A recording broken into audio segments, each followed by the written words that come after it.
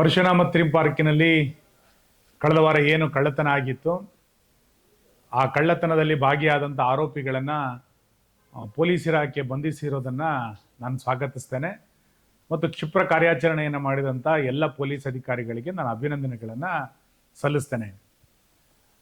ಈ ರೀತಿ ಕಳ್ಳತನಗಳಾದಾಗ ಕಾಂಗ್ರೆಸ್ಸಿನ ನಾಯಕರು ನಡ್ಕೊಂಡಂಥ ರೀತಿ, ಹೇಳಿಕೆಗಳು ಇವೆಲ್ಲವೂ ಕೂಡ ಅತ್ಯಂತ ನಾಚಿಕೆಗೇಡಿನ ಸಂಗತಿ.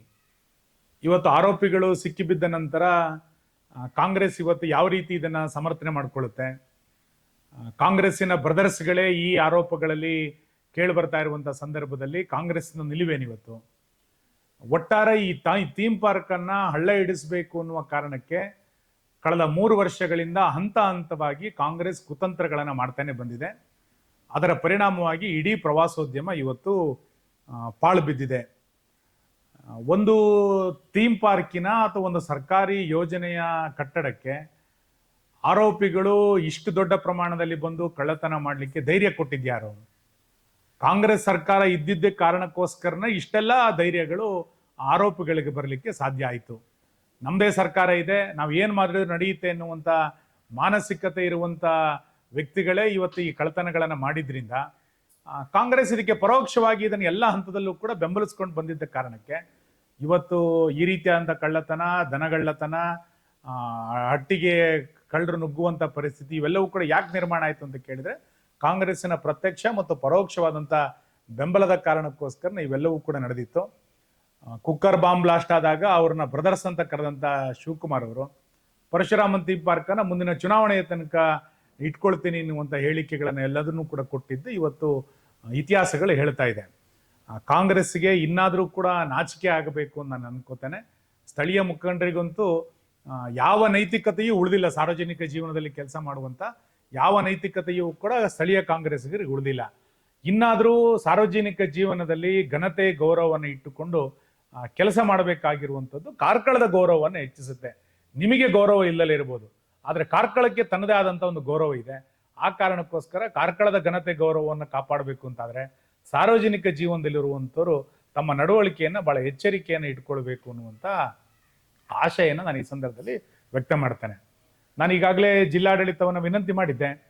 11ನೇ ತಾರೀಕು ನಾವು ಸ್ವಚ್ಛತೆಯಲ್ಲಿ ಪಾಲ್ಗೊಳ್ತೇವೆ. 14ನೇ ತಾರೀಕಿನಿಂದ ನಾವು ಸಾಂಸ್ಕೃತಿಕ ಕಾರ್ಯಕ್ರಮಗಳನ್ನು ಮಾಡಬೇಕು, ಇದಕ್ಕೆ ಅವಕಾಶವನ್ನು ಕೊಡಬೇಕು ಅಂತೇಳಿ ನಾನು ಜಿಲ್ಲಾಧಿಕಾರಿಗಳಿಗೆ ವಿನಂತಿ ಮಾಡಿದ್ದೆ.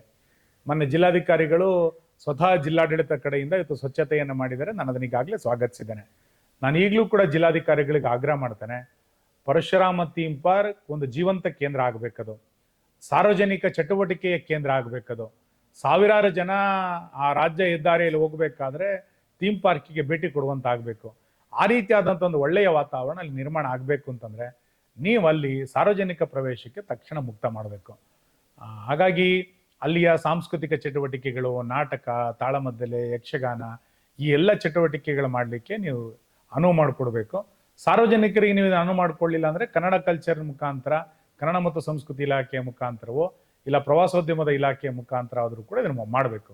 ಒಟ್ಟಾರೆ ಮುಂದಿನ ಕೆಲವೇ ದಿನಗಳಲ್ಲಿ ಅದು ಸಾರ್ವಜನಿಕ ಚಟುವಟಿಕೆಗೆ ತೆರೆದುಕೊಳ್ಬೇಕು. ಅದಕ್ಕೆ ನಾನು ಮತ್ತೆ ಒತ್ತಾಯ ಮಾಡ್ತೇನೆ, ಜಿಲ್ಲಾಡಳಿತ ಮರುಚಿಂತನೆಯನ್ನು ಮಾಡಿ ಅದನ್ನು ಸಾರ್ವಜನಿಕ ಮುಕ್ತ ಪ್ರವೇಶಕ್ಕೆ ಮಾಡಬೇಕು.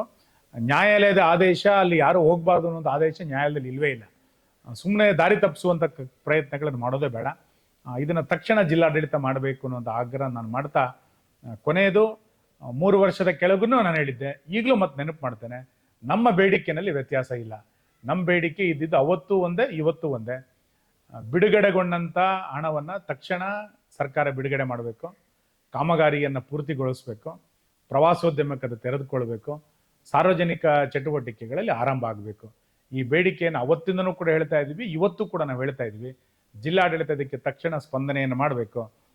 ಕರಾವಳಿಯ ಪ್ರವಾಸೋದ್ಯಮ ಅಂತೇಳಿ ಸರ್ಕಾರ ಯೋಚನೆಯನ್ನು ಮಾಡಬೇಕಾದ್ರೆ ಪರಶುರಾಮ ಥೀಮ್ ಪಾರ್ಕನ್ನು ಬಿಟ್ಟು ಕರಾವಳಿಯ ಪ್ರವಾಸೋದ್ಯಮ ಆಗಲಿಕ್ಕೆ ಸಾಧ್ಯ ಇಲ್ಲ.